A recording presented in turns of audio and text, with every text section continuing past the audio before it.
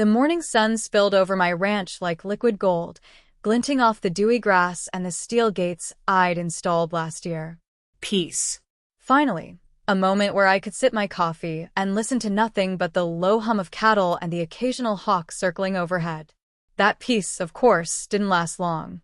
It started with the first ding-ding of my security camera notifications. There she was, HOA Karen, the same lady who had complained about my barn's paint color last month, the woman who thought she could dictate every blade of grass on my property. And today, like some entitled storm cloud, she was driving through my ranch gate again. I watched in disbelief as her SUV, the kind that looked like it swallowed a small army, rolled slowly through my entrance. She didn't even bother looking at the private property, no trespassing sign. It was as if the sign were invisible, a mere suggestion rather than a rule. By the third time that week, my patience had officially evaporated. I called her once, calmly, and asked her to stop driving through the gate. Her reply? "Oh, I have a right-of-way. You can't stop me." That was the moment I realized reason and HOA Karen were not compatible. The answer came in the form of steel. Thick, immovable, gleaming bollards sunk deep into the ground, each one a silent guardian of my property line. I didn't need to be rude. I didn't need to shout. The message would be clear. This gate was mine, and she wasn't going anywhere through it. Installation wasn't complicated, but it required precision. I measured twice, drilled once, and welded the steel posts into place. By the time I stepped back, the entrance looked like a fortress. Not a single SUV could breach it without serious damage, or a miracle. Later that afternoon, I sat back on the porch, coffee in hand, watching the sun dip toward the horizon. A notification pinged on my phone, security camera alert. I smiled. HOA Karen's SUV was parked in front of my gate, her arms crossed, lips pursed in frustration. She had no way in, no way around, and no plan B. For the first time in months, I felt a weight lift off my shoulders. I didn't have to argue. I didn't have to call anyone. Steel and foresight had done what polite requests could not. HOA Karen had met her match, and it wasn't going to be pretty. I leaned back, took a long sip of coffee, and whispered to the empty air, "Welcome to my ranch, Karen. You're not going anywhere." The next morning started with the usual calm, the kind that fools you into thinking the world has finally aligned with reason. My cattle grazed lazily in the fields, the creek burbled softly through the lowlands, and the sun shone on the steel bollards I had installed the day before. They gleamed with a stubborn permanence, a silent warning that HOA Karen was about to learn a very hard lesson. I didn't have to wait long. It began with the familiar crunch of tires on gravel. I looked up just in time to see Karen's SUV inching toward my gate again. This time, she had brought reinforcements, or so it seemed. The passenger seat was stacked with clipboards, papers, and what looked like a dozen HOA newsletters. She waved them at me like banners of righteousness. "Good morning, Karen," I called, casually leaning against the porch railing. "Enjoying the view?" She scowled. "This is harassment. You can't block my legal right-of-way. I'm going to file a complaint." I raised an eyebrow. "Right-of-way?" I asked, nodding toward the bollards. "Because last time I checked, steel doesn't negotiate." Karen muttered something under her breath and grabbed her phone. I guess she was calling the HOA office, or maybe the police, or both. Either way, I had cameras and sensors on the gate. Every move she made was logged, time-stamped, and stored. She was about to walk into a mountain of evidence she couldn't argue with. Then the fun started. First, she tried driving straight through the bollards. Her tires screeched, but the SUV stopped abruptly, inches from the steel posts. She hit reverse, slammed forward again, and did a little dance between the posts that would have been impressive if it weren't so pitiful. After 3 minutes of grunting and swearing, she abandoned the vehicle entirely, hopping out like a cartoon villain who had just collided with an immovable object. Karen walked around, inspecting the steel posts as if her disapproval could somehow make them vanish. She tapped each one, jiggled the gate, and even attempted to pry the posts with a screwdriver she pulled from her purse. That didn't work. The bollards weren't going anywhere. By now, I was laughing openly. This wasn't aggression anymore, it was slapstick. But Karen didn't see the humor. She marched to the edge of my driveway, pulled out her phone, and started filming. "I'm documenting this illegal obstruction," she shouted. "This is an abuse of power. Everyone will know about this." I waved. "Say hello to the camera, Karen," I said. "You're already famous." She ignored me, muttering about HOA regulations and lawyer letters. That's when she decided to escalate. Out came a little toolbox from the SUV, drills, wrenches, and what looked like a hydraulic jack. She set to work trying to move one of the bollards, and I had to admire her tenacity. Tenacity doesn't equal success, though. After 5 minutes of grunting and whining, the jack slipped, and she ended up leaning against the post with her back to the camera, trapped in her own theatrics. I stepped off the porch, keeping a safe distance, and called out, "Need a hand, Karen? Looks like that bollard has you pinned."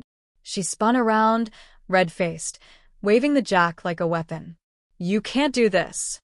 This is my property too. I mean, this is a legal easement. Someone will hear about this." I chuckled. "You mean the cameras? They're already hearing everything. And just so you know, property law is on my side here." By this point, a small crowd had gathered at the edge of the road. Word travels fast when Karen starts yelling. Neighbors peeked over fences, curious about the commotion. Some of them nodded knowingly at me, while others whispered among themselves about HOA antics. Karen was losing an audience to reality, and that reality was steel, immovable and unyielding. Karen didn't give up, though. Her next idea was to call a tow truck. She explained to the driver that my illegal bollards were blocking her access, hoping someone else would do the heavy lifting she couldn't manage. The tow truck driver looked at me, then at the SUV, and finally at Karen. He scratched his head, said something about liability, and drove off. Apparently, even professionals know when steel and stubborn property owners are not worth the risk. Frustrated, she tried another approach, digging. Karen fetched a shovel from her trunk and started hacking at the base of the posts. Dirt flew everywhere, and her once pristine outfit was now coated in mud. At one point, she stumbled and nearly fell into the creek running along my property line. I had to stifle laughter. This was turning into a full-on performance art piece. Karen versus the Bollards. Hours passed. By midday, she was exhausted, muddy, and more furious than ever. She tried negotiating. "Fine," she said, catching her breath. I'll go around. But this isn't over. You'll pay for this." I nodded calmly. "You means legally? Or with cookies?" I asked, waving toward my porch. She glared, clearly not in the mood for humor. Before she left, she made one last attempt, climbing over the gate. That didn't work either. She had apparently misjudged the height of the gate plus the bollards, and I had to hold back a laugh when she nearly landed on her own hood. Finally, defeated, Karen stormed off. She drove to the end of the road, slammed her SUV into reverse, and disappeared around the bend. I could hear her muttering about lawyers, complaints, and everyone in the HOA. I walked back to the porch, brushing off dirt from my boots, and sipped my coffee. The ranch was quiet again. The cattle had wandered back to the fence line, curious about the commotion, but otherwise unconcerned. The sun warmed the steel bollards, making them sparkle like a trophy I hadn't meant to win, but had undeniably won. I leaned back and thought about Karen's tenacity. It was impressive in a ridiculous sort of way. She refused to quit, refused to reason, and refused to acknowledge reality. But in the end, reality had won. My gate, my property, my rules, and now, a permanent reminder in the form of gleaming steel that some people think they can bend the world to their will. Some people clearly cannot. As the sun dipped lower, casting long shadows across my fields, I knew this wasn't the end. Karen would be back. She always was. But for now, I had my victory. Steel, foresight, and a little patience had done what words could not. I smiled, finishing the last of my coffee, and watched the horizon. Tomorrow, I thought, she'll try something new. But I was ready. After all, this was my ranch, and I didn't just defend land, I defended my peace. And steel doesn't argue. The morning air smelled of wet earth and the faint tang of steel. My ranch was quiet, too quiet, I thought, because quiet always meant Karen was plotting. And I wasn't wrong. By the time I stepped out for my coffee, the sound of tires crunching over gravel confirmed my suspicion. She was back. This time, she didn't come alone. I spotted a second SUV trailing hers, windows darkened, rims gleaming, looking suspiciously like someone had paid extra for professional intimidation features. Karen herself was perched in the driver's seat like a general surveying the battlefield, clipboard in hand, muttering numbers and codes I didn't care to understand. I poured my coffee, leaned against the porch railing, and smirked. Well, Karen, I see you brought friends this time. I hope they brought their sense of reason, too. She jumped out before I could finish my thought, waving frantically. This is outrageous. I have legal rights, easements, covenants. You can't just block the gate with steel. I nodded, calm as a mountain stream. I blocked it with steel because your previous visits caused damage, disturbance, and, let's be honest, chaos. Steel doesn't argue. It doesn't take bribes. It's just unmovable. Her lips tightened. She glanced back at the second SUV. Out stepped two men in matching polo shirts and sunglasses, security consultants, if their badges were anything to go by. They approached the gate slowly, as if testing it with their aura rather than tools. Karen leaned forward, whispering something that sounded like, "Just find a way." The men crouched, tapped the steel posts, circled the gate, and exchanged silent glances. One of them pulled out a measuring tape, the other a small tablet, presumably to analyze structural integrity. I sipped my coffee. This was getting entertaining. Minutes passed. I watched as Karen directed the men to assess vulnerabilities, while she stood nearby, arms folded, exuding frustration. One of the men jotted notes, tapped the bollards with a rubber mallet, and muttered something about reinforced steel. The other guy nodded, shaking his head. Finally, Karen could contain herself no longer. See? They say this is illegal. You're trespassing on an easement, she shouted. I raised a brow. Funny. The easement ends 50 feet before my gate. The gate, and these bollards, are entirely on my property. But thanks for playing law expert. Her face turned redder than a stop sign. She pivoted, muttering something about needing a crane and removing these obstacles at all costs. At this point, I realized Karen's ego was so massive, she didn't even notice how ridiculous she was. Then came the piece de resistance, a rope, a come-along, and the most ambitious attempt yet to remove my bollards. I watched, amused, as the security consultants tried tying the rope around one post, pulling with the come-along while Karen shouted encouragement like a drill sergeant. The post didn't budge. Not an inch. The SUV's engine roared behind her, idle, as if ready to ram the gate, but even that would have bounced off the steel, with little effect. Frustration mounted. Karen's shouting became a high-pitched crescendo, a mix of indignation and disbelief. The men, sweating, finally admitted defeat and muttered about liability insurance. Apparently, trying to pull out reinforced steel with a rope and SUV was outside their contract. Karen's face twisted in anger. Fine. I'll take legal action. You can't do this forever. I smiled. Oh, Karen. Steel doesn't have an expiration date. And neither does patience. She stomped toward her SUV, muttering to herself, then froze. A small, muddy figure appeared from behind the gate. One of my ranch dogs, a massive K9 with ears alert and eyes focused. He growled low, a warning, and Karen instinctively backed up. She'd seen these dogs before, but never this close. He wasn't aggressive yet, but the message was clear: trespassers would be noticed. Karen's SUV groaned as she started the engine, now reconsidering her options. She revved it, backed up, then tried a looping maneuver to get around the gate. My other dog, a fast, sharp-eyed companion, trotted alongside the perimeter, ensuring no sneaky shortcuts. Within minutes, Karen's entourage realized the situation was unwinnable. They retreated down the road, muttering about escalation clauses and next steps. Karen waved her fist in the air, cursing every bollard, every blade of grass, and possibly the universe itself. I set my coffee down and walked toward the gate, inspecting the steel posts. Not a scratch, not a dent. Perfectly intact. The sun hit the bollards, making them gleam like trophies.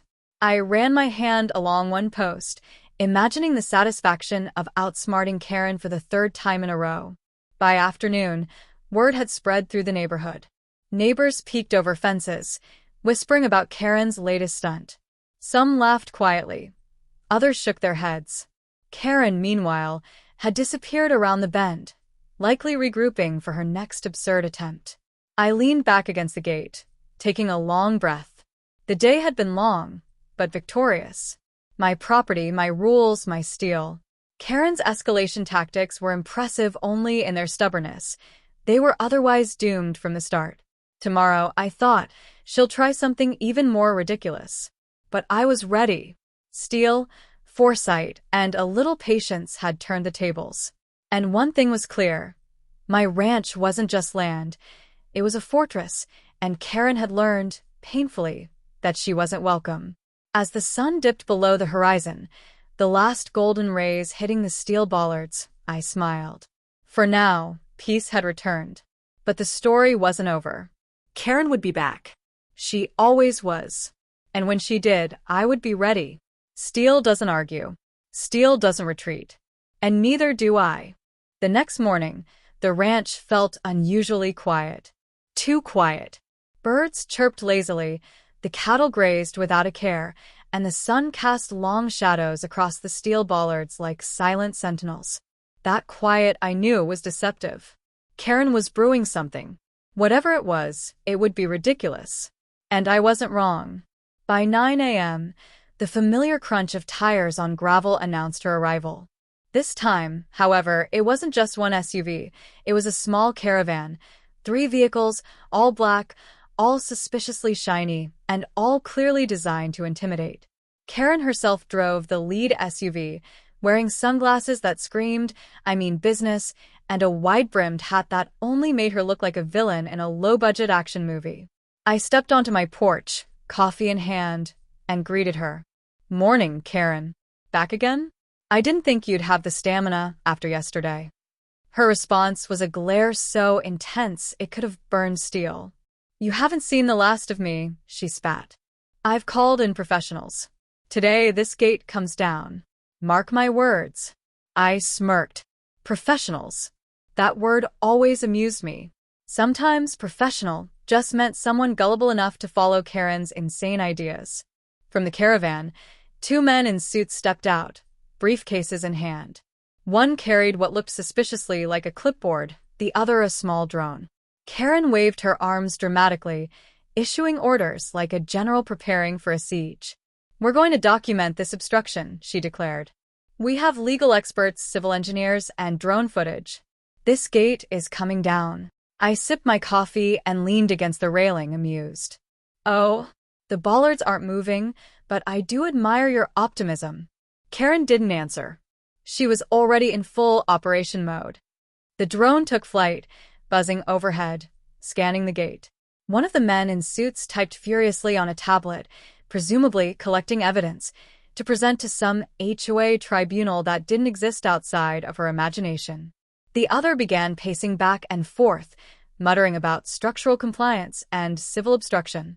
Karen, meanwhile, had opened the trunk of her SUV and was pulling out what could only be described as an arsenal of ridiculous tools, a battery-operated saw, extension cords, and a toolbox so large it would be at home in a construction site. She marched to the gate, as if sheer willpower could bend the steel to her whims.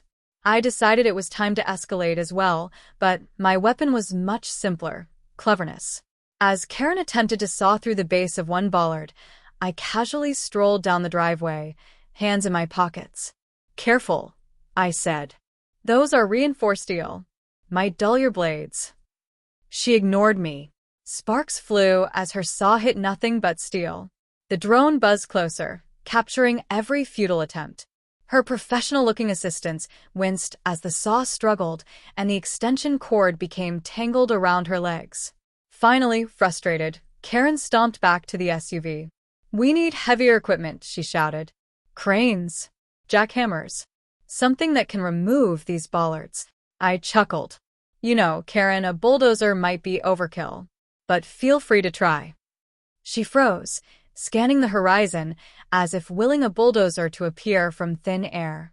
The men in suits were scribbling notes furiously, muttering about next steps and legal notices.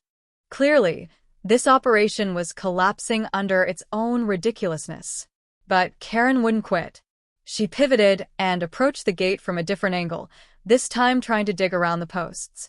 Mud flew, and she slipped slightly, catching herself with a dramatic flourish. My dogs, always alert, watched her carefully. One barked low, a warning that said, "Stay back, or you'll regret it." Karen ignored the warning. She was too invested in her mission to care about common sense, or steel, or dogs, or reality. After 20 minutes of digging, sawing, and muttering about legal loopholes, she paused, catching her breath.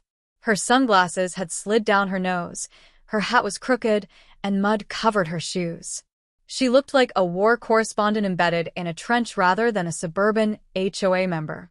I decided it was time to intervene directly. "Karen," I said calmly, "you've tried brute force, professional consultants, and digging. The bollards are steel. They aren't moving. Maybe it's time to accept reality." She glared. "Reality? I am HOA. I enforce rules. You can't just." I interrupted. "I enforce property rights. And these are mine." Her face went redder than a fire hydrant. She looked around, desperate, scanning the horizon for an escape route, or maybe for someone to validate her rage. The drone hovered, recording her meltdown like a surreal documentary. Finally, defeated for now, she stomped back to her SUV. She muttered about lawyers, tribunals, engineers, and everyone she knew. The caravan slowly departed, leaving behind only the echoes of her fury and a faint smell of burnt rubber from the saw's futile sparks. I watched her go, shaking my head in disbelief. 3 days. 3 escalating attempts. And every single one had failed. My ranch remained secure, my gate intact, and my bollards gleaming like trophies. I leaned against the porch railing, looking over my property. The cattle grazed peacefully, the dogs settled in the shade, and the sun glinted off the steel posts. For now, all was calm. But I knew this wasn't the end. Karen's persistence was as legendary as it was absurd. She would be back. Maybe tomorrow, maybe next week, with another harebrained scheme. But for now, victory was mine. Steel doesn't yield. Cleverness doesn't tire. And some people, no matter how loud or furious, simply cannot bend reality to their will. I smiled, finishing my coffee. Karen might have her plans, her drones, her lawyers, and her absurd entourage, but none of it mattered. My ranch, my rules, my steel, immutable, unmovable, and unyielding. Tomorrow, she might return. But I was ready. Always ready. Because some battles aren't won with yelling, lawsuits, or drones. They're won with preparation, foresight, and a little bit of steel. And today, the steel had won again. The morning dawned crisp and quiet, with a pale winter sun stretching shadows across the steel bollards like silent guardians. For once, I allowed myself a moment of peace. The ranch seemed calm, almost too calm. That's when I heard it. The unmistakable sound of tires crunching gravel multiplied. Karen was back. And this time, she hadn't come alone.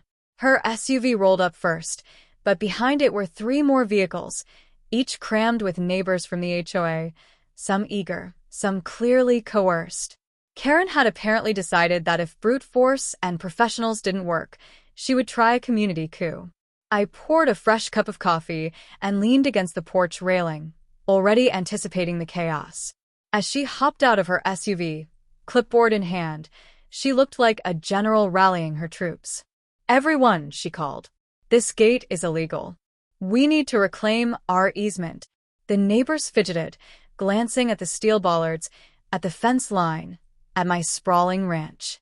A few whispered, clearly hesitant, but Karen waved her arms, creating a spectacle of indignation that only she could pull off. I stepped down to meet her halfway. "Morning, Karen," I said. "I see you've brought reinforcements. Planning a parade or just a protest?" Karen's glare could have melted steel. "This is serious. These bollards are illegal. You can't just block community access." I chuckled. "Community access? You mean through my land?" "I'm afraid steel doesn't negotiate." The neighbors shifted uncomfortably. I could feel the tension, but I also knew most of them were secretly rooting for me. After all, Karen had spent years pestering everyone in the HOA for petty grievances. Today, they were just witnesses. Karen tried the rallying cry again. "We need to remove these bollards. I've spoken to lawyers, engineers. The board will support me." I raised an eyebrow. And yet, here you are, facing steel and stubbornness in equal measure. Her frustration boiled over.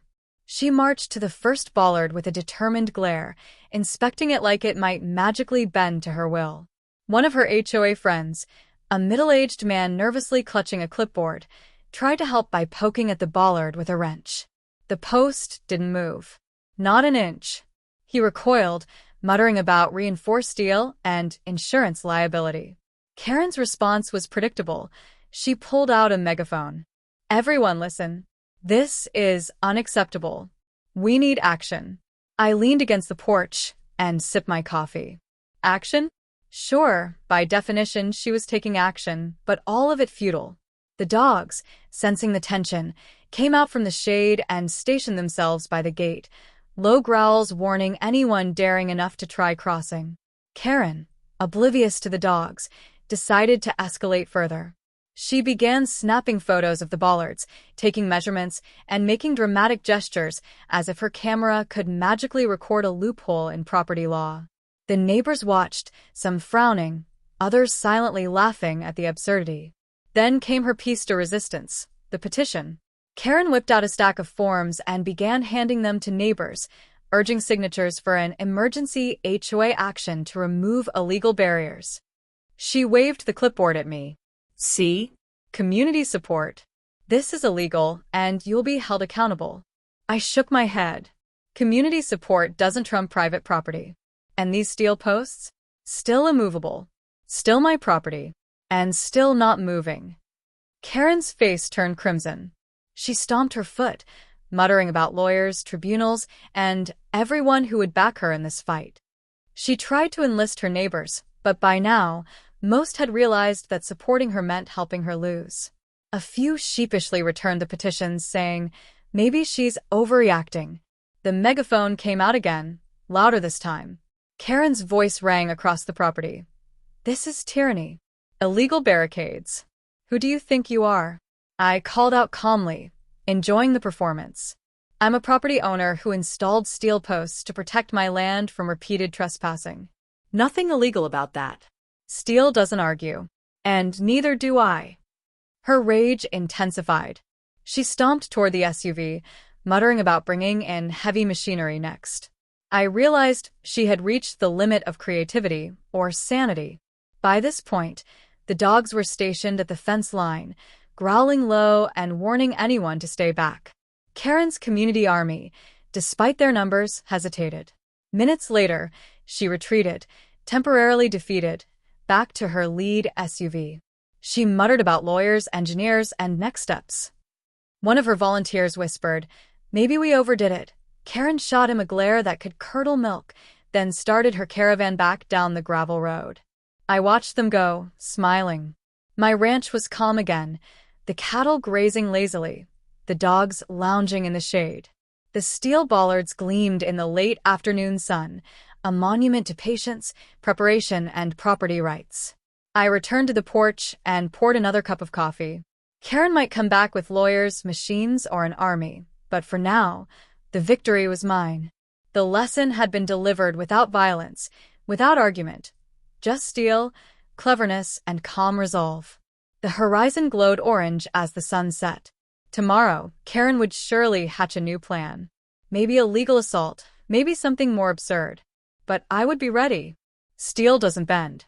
Cleverness doesn't tire. And some people, no matter how loud or persistent, cannot impose their will where it doesn't belong. I smiled, finishing my coffee. My ranch was mine. The gate was secure. And Karen, well, Karen would always be Karen. The ranch woke to a crisp morning, dew sparkling on the grass and sunlight glinting off the steel bollards like a silent victory banner. I had hoped that after the community coup yesterday, Karen would take a hint. She didn't. Of course she didn't. By mid-morning, the familiar crunch of gravel announced her arrival. But this time it wasn't subtle. Not even close. Karen's SUV led a small convoy, but behind it were 3 trucks stacked with equipment that looked borrowed from a construction site. Chains, pulleys, ladders, even what appeared to be a portable generator. Karen stepped out, megaphone in hand, flanked by an entourage of equally determined neighbors and what I assumed were volunteers from her HOA strike team. She took a deep breath, lifted the megaphone, and bellowed. "Today, this illegal blockade ends. We will remove these bollards by any means necessary." I raised an eyebrow, casually sipping my coffee. By any means necessary, huh? That sounds ambitious. Her glare could melt steel. Ambitious? No. Necessary. These bollards are destroying community access. This is tyranny. I leaned against the porch, letting the drama unfold. Karen had clearly learned nothing from the last 5 attempts. She was escalating to a level that bordered on cartoonish. First, she tried brute force again, attaching ropes to her SUV to pull the posts out. Sparks flew as metal scraped against asphalt, tires spun uselessly, and the dogs, sensing mischief, barked a low warning. Karen shouted encouragement like a drill sergeant, but the steel didn't budge. Not an inch. Next came the digging squad. Karen had recruited 3 of her neighbors to hack at the base of the posts with shovels. Mud flew everywhere, shoes slipped, and after 20 minutes, one neighbor muttered, "This isn't even moving." Karen snapped at him. "Keep going. You can't quit now." I stifled a laugh. Steel plus determination plus mud equals comedy gold. Frustrated, she moved to Plan C, a makeshift lever system with pulleys and a portable winch. She had apparently watched a YouTube video titled "Remove Bollards Like a Pro" and assumed she could replicate it. By the time she started tightening ropes and cranking the winch, it became clear that her physics knowledge was lacking. The lever slipped, snapping a rope and catapulting her clipboard into the mud. Her volunteers groaned. The dogs barked. I walked down the porch, hands in pockets, and casually said, "Might I suggest using that energy for something legal?" Karen ignored me, determination still blazing in her eyes. "I will not be defeated by steel," she shouted. "I will be vindicated." Then came her piece de resistance: sabotage. Karen had brought cans of paint, a hammer, and a set of stencils labeled "private property." Not legal. She attempted to spray over my private property signs, thinking vandalism might convince the world the bollards weren't enforceable. I sighed. "Really, Karen? Spray paint? That's your master plan?" Her megaphone crackled as she shouted, "This is symbolic. We're reclaiming community rights." By now, a small crowd of neighbors had gathered, whispering among themselves, some quietly laughing at the spectacle. Karen's volunteers were slipping in mud, tripping over hoses, and muttering about never signing up for this again. Finally, Karen paused, glaring at the steel posts as if sheer willpower might bend the metal. The dogs stood alert, eyes locked on the intruders, ready to intervene if necessary. Karen stomped her foot and muttered, "Fine. I'll go to the city. I'll bring the media. Everyone will see this injustice." I leaned against the gate, smiling. Or you could finally accept that private property exists. Steel doesn't argue. Dogs enforce. And common sense, unfortunately, can't be replaced with YouTube tutorials or megaphones. Karen glared one last time, stomped toward her SUV, and drove off, muttering about lawsuits, media coverage, and next time a crane. Her entourage trailed behind, soaked in mud, exhausted, and probably questioning their life choices. The ranch returned to calm. The cattle grazed peacefully, the sun glinted off the steel bollards, and my dogs settled back in the shade, tail wags replacing their earlier alertness. Victory, once again, belonged to preparation, foresight, and a little bit of steel. I walked along the fence line, inspecting the posts. Not a scratch, not a dent, nothing. Perfect. Each one a monument to patience and planning. Karen had tried everything: force, community pressure, professional experts, YouTube hacks, and even sabotage. Nothing worked. The sun dipped toward the horizon, casting long shadows across the ranch. I poured a final cup of coffee and sat on the porch, thinking about the absurdity of it all. Karen might return someday, she always did, but the lesson was clear. My property, my rules, my peace. And some people, no matter how loud, persistent, or ridiculous, cannot bend reality to their will. Steel doesn't yield. Cleverness doesn't tire. And some people, apparently, will never learn. I smiled, finishing my coffee, letting the evening calm settle over the ranch. For now, the gate was secure, the bollards gleaming, and the peace restored. Karen had tried her hardest, but some battles aren't won by shouting, sabotage, or community pressure. They're won with preparation, patience, and immovable steel. And that, I thought, was a lesson she would remember eventually.